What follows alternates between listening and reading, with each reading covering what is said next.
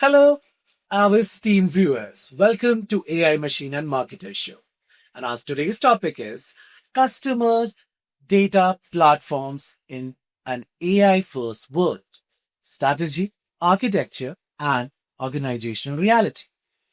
Well, in the last couple of years, we have seen AI thriving to its core, especially in the field of advertising, marketing, or I would say the most importantly, customer behavior. But here's the real question.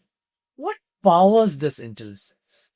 Well, ladies and gentlemen, in our today's conversation, we will move beyond the buzzword and understand how customer data platforms thrive in the world of AI, and especially in an enterprise environment.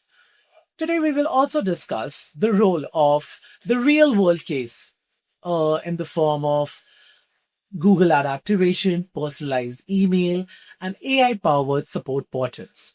The role of Salesforce Data Cloud and modern customer data platform architecture, the debate between buy and build, and most importantly, how to navigate these changes in an organization.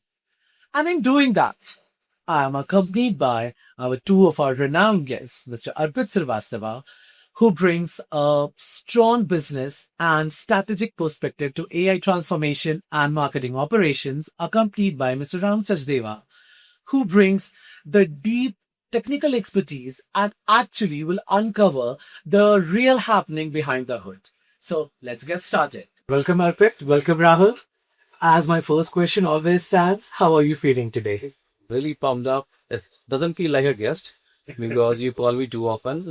But I think it could be a great chat today because I think in the last 6 to 12 months, we have done some amazing work in CDP and especially on the data cloud side of things and leveraging some of the agentic first technologies that are available. So excited to share something to the community. Definitely. So, Rahul, we have a second episode with you. Yeah, good to be back. Definitely. And I think the pleasure is all ours. So, shall we get started with the questions? Let's do it. Okay. So, ladies and gentlemen, please bear us because something great is on its way. So, Arpit, Rahul, as we are talking about customer data platforms, my first question would be, has AI fundamentally changed the role of customer data platforms or it's just the fuzz? No, I think the foundations and fundamentals are still there. You still need a central unit, which is all about your first party data, where you have unified view of all the customers. And with the advent of AI, now you have an intelligence that can be coupled with it. So your CDP system becomes more like a nervous system that has everything that you know about your customer. And because that now you have an partition advantage where you can add AI layer to it, which Right. means you have more, I would say, power to do predictive modeling, forecasting, and instead of rule-based approach, or which is more logic-based segmentations that we used to do earlier, it is more autonomous, and eventually it will be self-driven. Right, Yeah. right. Yeah, I feel you're just adding to what Arpit said. Uh, the base, as he said, like remains the same, but a lot of how it used to be done earlier, while the source system connects to a central repository, central database, if you say, and then the data comes in, gets cleansed, gets standardized, normalized. So all that is now being done with the help of AI. And you can build layers on top of it to unify it, to enrich it with other data sources. So those things have definitely made the process very simple. At the same time, there are things that need to be considered in terms of when unification, that you are implementing the rules correctly, you are joining the records correctly. Otherwise, it'll be garbage in, garbage out, and it can cost actually more if the Right. data is not unified correctly. So when we say that and we talk about the modern CDPs, are the traditional segmentation model become absolute, or it's just we say the okay, that's older version now in the AI first world, specifically I'm talking about. Yeah. So if I have to compare, I would compare it with a static Google app. Right. So earlier, when we looked at data and the kind of uh, profile or the unification that completes a customer profile, it comes with static fitment Right. according to the company firmographics. So that is now being translated into state or behavioral signals. So I think that is important because now we are moving to much more dynamic kind of arrangement where uh, we are not focusing on a static list of prospects who may or might not be interested in your product at all, but rather on a more broader base, but who are more inclined towards buying the product. Great. Yeah. What's your take? Yeah, definitely. I think if I talk about any of the use cases that has always been there, we would like to know customers who are likely to churn or Right. who are likely to buy, and there could be some static rules that we could apply and then assume with some hypothesis that these are the scenarios. But with the advent of AI and really applying some of those models, we do have an ability to have accurately predicting what are the signals that really indicate that a customer will buy or churn. And likewise, the segmentation also becomes more dynamic in nature. Right. People will come into the segment, they will basically go out, and the whole process is more dynamic. And accordingly, you can really orchestrate campaigns for your existing customers, even for your prospects. Uh, and then, even more from the messaging perspective, we always wanted personalization. But if you have, let's say, a list of 1,000 accounts, each having, let's say, five uh, contacts, Right. how many permutation and combination you will create if you're running things on rule-based approach, right? Right. But with LLM, now you have that power where you give it the context layer, which is whatever you know about the company and the contact and their initial interaction with us. You pass that context to the LLM layer or the AI layer. Right. It will spit out a very good uh, messaging, Right. which is hyper personalized one on one. So it's good for the end customer's experience, and it is also good for your own line because definitely they will convert better, Right. and it will have a like a direct impact on the revenue.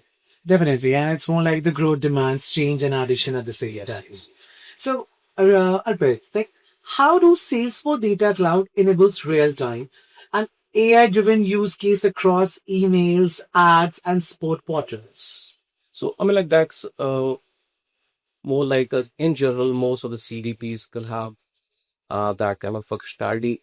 Essentially, CDP core objective is the activation part where you have access or connection to all the systems, be it on the email marketing side. For example, if I talk about Salesforce stack, you have got Salesforce Data Cloud on one side, which is all about the data or the CDP side of things. And then you have Salesforce Marketing Cloud, which is their call it email activation or email marketing automation system. The good thing for the first time, you're not storing data on the both side because now you have more like a zero copy architecture, which means you have access to the real data. Because the moment you start creating copy, there's always a delta or lag between two systems. And that's where the whole idea of real-time personalization generally was like a theory or on books, but now the time has come when it can be a reality. Right. So that's a big shift I'm seeing, and then uh, most of the other vendors that have this kind of combination where you are not necessarily copying data and creating your own versions and running personalization, that will be old school. Right. And Salesforce Data Cloud is, is very uniquely positioned into this space because Salesforce already has a wide ecosystem which comprise of all these platforms which are used to source the data. The destinations all are within the Salesforce ecosystem, so it's very uniquely placed, and rightly so because if somebody in Salesforce ecosystem wants to get all the data in one place, they would like to place that data in the same ecosystem, and then use that data to target the other activations like ad advertisements, emails, other kind of campaigns. So yeah, it is in a speech format. Right, right. So, Rahul, now this brings me to the next question, and that demands an answer from your analytical lens. That what happens when AI runs on a messy or a poorly governed data? Yeah, it's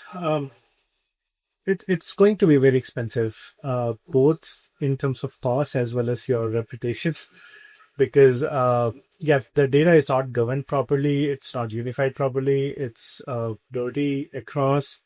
I mean, you're going to send the same email to the same person again and again, or maybe even you're gonna cross-sell somebody who's cross-sell to somebody who's already a bunch of complaints in that product. So yeah, it's going to be a mess.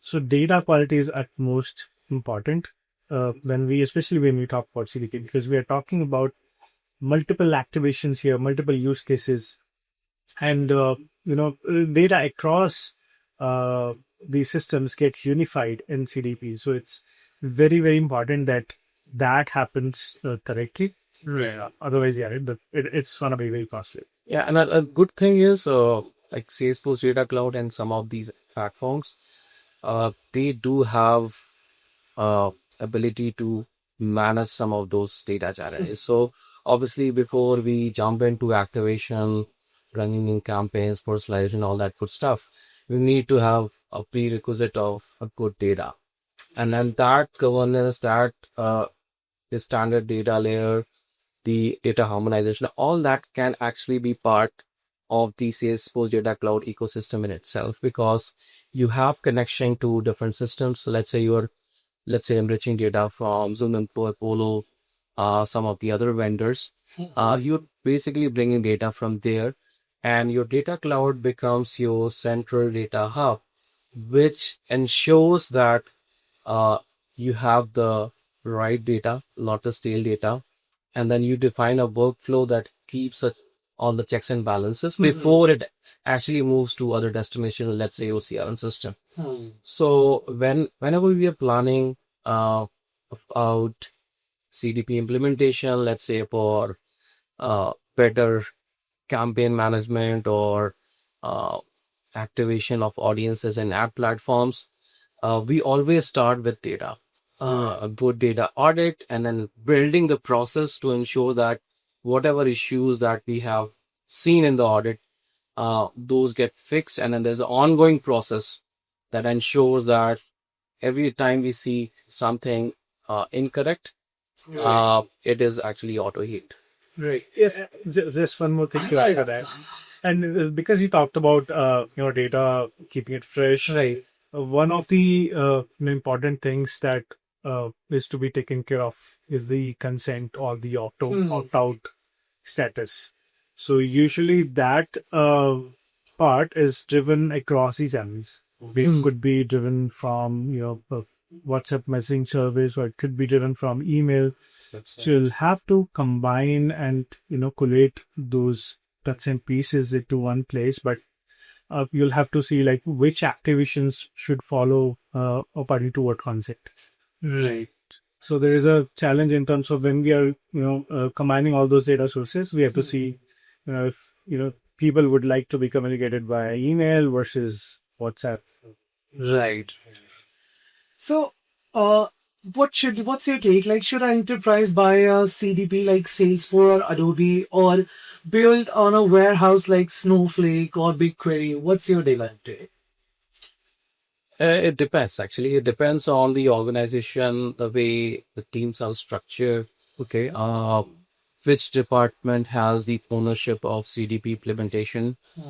Um, so we have seen cases where people are inclined towards the packaged CDP system. This could be Salesforce Data Cloud, it could be Adobe.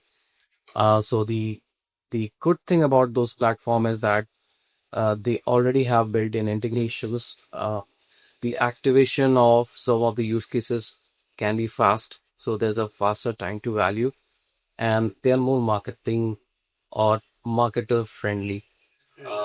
Which means that if the ownership is more on CMO, generally it is advisable, let's not reinvent the wheel. You have very specific use cases that you want to solve for, and look for a vendor who's actually good in those activation use cases, Right. right?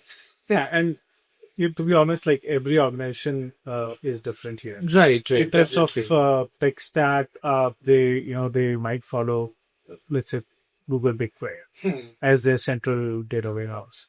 So then, in those cases, if they have good, in-house data engineering team, they can go for building in-house connections, activation targets.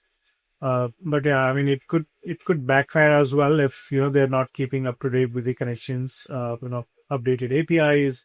So it's going to be very careful in that sense. And that's where I think the our role comes into picture. As a consultant, we understand the because we are sitting on the top and we are looking into different stakeholders Definitely. and what would actually work and be successful for a given client situation.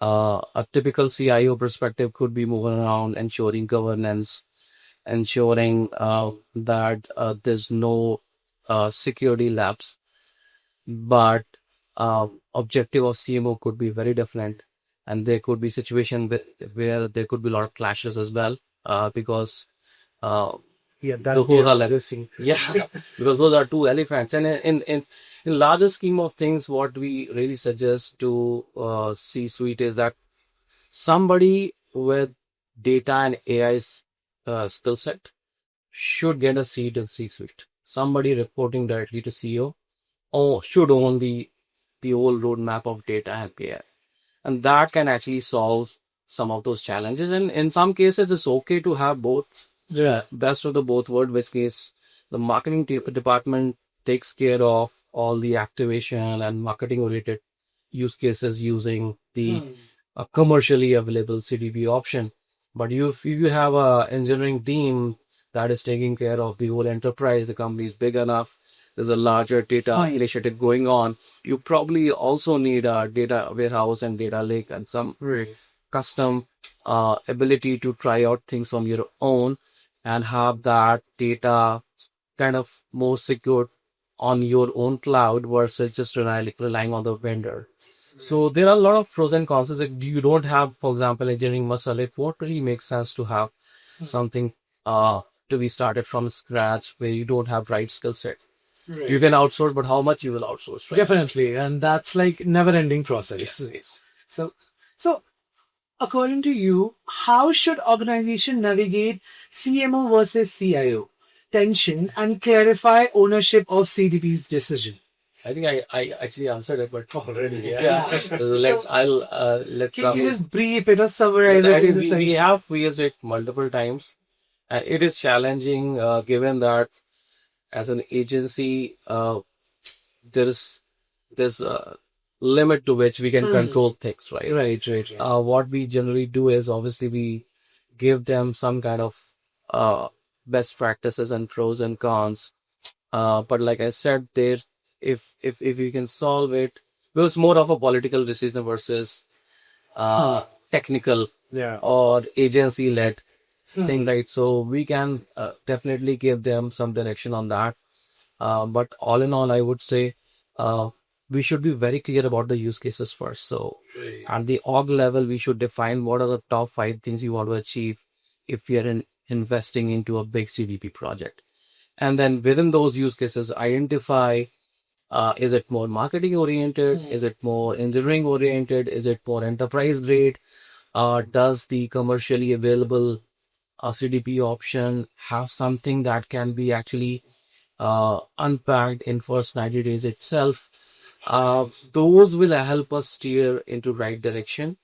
And then if somebody can lead those discussion, not just CMO, not just CIO, I think that will be best path, which is a lot more unbiased if you're not really thinking just from one department lens perspective, but you're taking organization as a whole.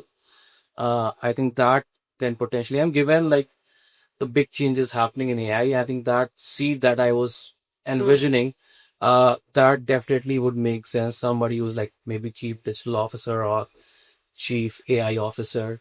I'm sure that those kind of uh, positions will open, and then I think that can solve some of those challenges. Definitely. And actually, with very recent client, the same thing happened. Right? So the marketing had their use cases. So they wanted to, build their ideal customer profile and wanted to understand what are the top accounts we should go after. But and they had data somewhere stored, but it's not very usual format. So we requested to have access to the API, which obviously the IT denied. Definitely. So we are in the same way. Yeah, these situations occur when there is no, it's not driven from the leadership. So as Arpit said, it has to be in at least today era where everything is going AI. It has to be driven from up down. Right. So moving to the last question of our segment, and that's to you both. If you had to give one piece of advice to the marketing operation leaders preparing for AI, what it would be? Let's start with Arpit first. I think we kind of covered it. Look at your data and some of the foundational. All in the game for data. Yes. It is the thing that will make or break the thing. So don't start with that. I want to go after that shiny object and let's purchase it. And when you go back and see OCRM data, you have like 99% blanks, right? Right. It is like you're handling the whole company with an intern mindset. You don't have those foundations and fundamentals in place. So even if you have access to great model, but you don't have the prompt skills, how in the earth you will be able to get the desired results from AI? Right. Yeah, I think get the foundation first. Get the source systems in a place where they can connect and talk to each other. Uh, Understand what makes or break your CDP. How are you defining those rules? How are you defining the profiles? Because unless data is correct, we cannot use it to target audiences. And even if we do, it will fade miserably. Right. So, well, that's all for the first section. So let's move on to our second section of our chat show, and that is a rapid fire question, where we have 5 questions for you, Arpit, 5 questions for you, Rahul. So let's get started. Okay. So Arpit, what business outcome should CDP prove in the first 90 days? And if not 360 degree, then at least 180 degree, at least have data from your CRM system, website, and maybe marketing automation. Don't try to build the entire castle in 90 days. Prioritize. What is the one use case you would say no to, even if the leadership wants it? That's a tough one. I'll skip this one and pass it to Rahul. Okay. Yeah, I'll say if the leadership wants to, let's say, target customers who have still outstanding complaints, Right. they want to cross-sell them, Okay. skip that. Okay. So, Arpit, in an AI first enterprise, who should own CDP operating model and why? Yeah, so like I said, depends on the organization. If it's more engineering heavy, CIO is the right person if it's more marketing heavy. CMO is the option if these two fight. Hire a chief AI officer or a chief digital officer to manage those two people. Okay. What KPI actually signals CDP success beyond adoption and dashboards? Uh, in terms of revenue impact, you have to look into the campaigns and some of the personalization things that you have activated. Uh, is it helping you move the needle in terms of the conversion rates and that bottom line? Okay. Last question to you. What is the biggest hidden cost in CDP programs that team underestimates? Data. It's all a matter of data. Well, thank you, Arpit. Rahul, what is the cleanest reference architecture for CDP plus warehouse plus activation? Okay, I think you described it already. So, at the left-hand side, we have all the source systems. Right-hand side, we have all the activations. Right. In the middle, we have that sweet layer of CDP plus the data. Okay. So, the CDP could be also termed as, a operational layer or a, engine which sits on top of the data. That channelizes it. Yes. Okay. Where does identity resolution usually break first in the real implementation? Okay, yeah, that's we get that a lot. So I think it'll break if the context we are dealing with are not having standard data. So if in standard format. So for example, address could be in different formats, right? If I have a same lead coming from two different systems but have different addresses, or for that matter, different email ID, different phone number. And even on that, the same phone number or email could be used by multiple people depending on, which organization is that. And if, multiple people are using that departmental email ID or phone number. So there should be rules on top of that. Okay. What data quality rule must be non-negotiable before activating Journey or AI?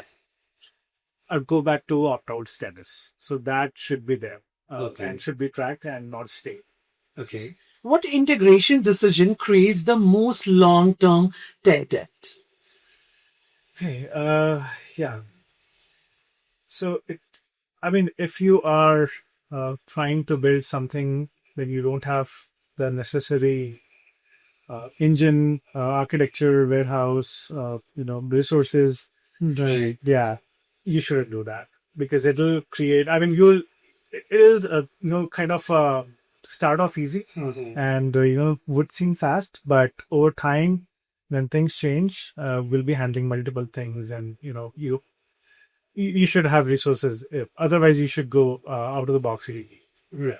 Last question to you, Rahul. What is your go-to approach for governance that does not slow delivery to a halt? Yeah, governance is definitely required, especially in CDP, because there's a lot of data. There can be PIA data as well, financial data as well. But yeah, I think there could be tiered governance. So, for example, clickstream data, it doesn't need as much as governance as financial data. So yeah, there should be a tiered level without hampering where it should govern, and not wasting time on the things that don't need governing. Well, thank you, Arpit. Thank you, Rahul, for sharing technical as well as the strategic approach behind the decision making. And I'm sure the audience will definitely endure it.